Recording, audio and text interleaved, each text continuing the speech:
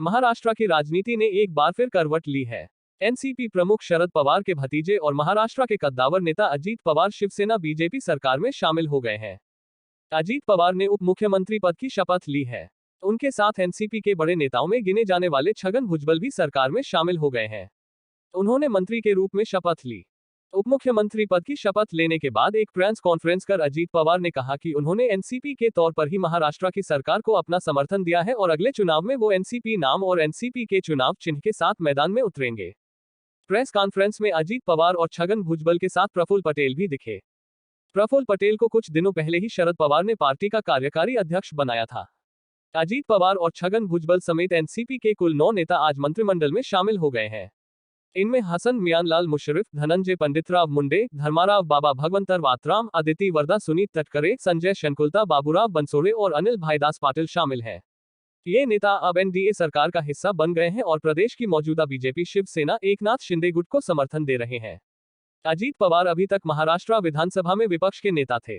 Nationalist Congress party के मुख्य प्रवक्ता महेश भारत तपासे ने स्पष्ट किया है कि अजीत पवार के शपथ ग्रहण को राष्ट्रवादी कांग्रेस पार्टी एनसीपी पार्टी का कोई आधिकारिक समर्थन नहीं है। प्रदेश में एकनाथ शिंदे के नेतृत्व वाली सरकार है जिसमें पहले ही देवेंद्र फडणवीस उप मुख्यमंत्री हैं। राजभवन में इस मौके पर आयोजित एक विशेष कार्यक्रम में अजित अनंत राव पवार समेत अन्य नेताओं ने मंत्री पद की शपथ ली।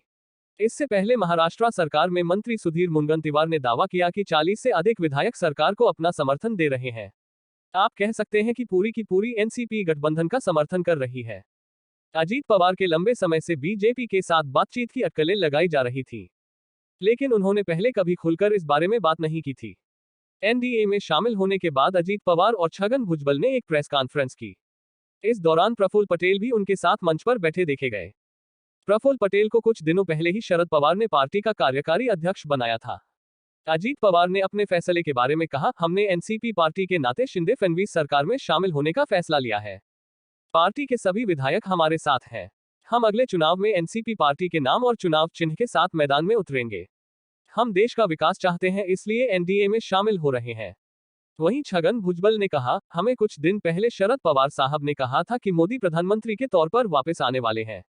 अगर ऐसा है तो एक सकारात्मक कदम लेते हुए हमने विकास के उद्देश्य से उनकी सरकार में शामिल होने का फैसला लिया है। कई लोगों का कहना है कि हमारे नेताओं में से कई लोगों के खिलाफ ईडी के केस चल रहे हैं, लेकिन ऐसा नहीं है। शपथ लेने वाले नेताओं के नाम आप देख सकते हैं। हम सभी लोग मोदी के साथ जाना चाहते हैं। 1984 के बाद ऐसा कोई नेता नहीं आया जिसके नेतृत्व में देश आगे बढ़ सका, लेकिन बीते 9 सालों से हम मोदी को देख रहे हैं कि देश तेजी से विकास कर रहा है। शपथ समारोह के बाद मुख्यमंत्री एकनाथ शिंदे ने कहा, अब एक मुख्यमंत्री और 2 उप मुख्यमंत्री वाली सरकार तेज गति से काम करेगी। ये डबल इंजन वाला सरकार मोदी जी के नेतृत्व में चल रहा था, अब ट्रिपल इंजन मिल गया है। अजीत पवार और उनके सभी सहयोगी का स्वागत करता हूं। उन्होंने महाराष्ट्र की महाविकास अघाड़ी गठबंधन को लेकर कहा, लोकसभा के चुनाव में 4-5 सीटें उन्हें मिली थी। इस बार उतनी भी रख पाए तो बड़ी बात है।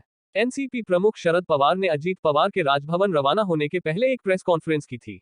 इसमें उन्होंने कहा था कि उन्हें ये जानकारी नहीं है अजीत पवार ने विधायकों की बैठक क्यों बुलाई है। अजीत पवार ने अपने घर पर एनसीपी नेताओं की बैठक बुलाई थी। शरद पवार ने कहा, मुझे ठीक से नहीं पता कि यह बैठक क्यों बुलाई गई है, लेकिन विपक्ष के नेता होने के नाते उन्हें विधायकों की बैठक बुलाने का अधिकार है। वह ऐसा नियमित रूप से करते हैं। मुझे इस बैठक के बारे में ज्यादा जानकारी नहीं है। वहीं पार्टी के मुख्य प्रवक्ता महेश भारत तपासे ने स्पष्ट किया है कि अजीत पवार के शपथ ग्रहण को राष्ट्रवादी कांग्रेस पार्टी का कोई आधिकारिक समर्थन नहीं है। उन्होंने कहा, राष्ट्रवादी कांग्रेस के पदाधिकारी, जिला अध्यक्ष, तालुका अध्यक्ष, महिला पदाधिकारी सभी शरद पवार के साथ हैं। उन्होंने कहा कि शपथ ग्रहण समारोह दरअसल ऑपरेशन लोटस का हिस्सा था। इस शपथ ग्रहण समारोह को एनसीपी का कोई आधिकारिक समर्थन नहीं है। ये शपथ लेने वालों का निजी फैसला है। ये फैसला एनसीपी का नहीं है।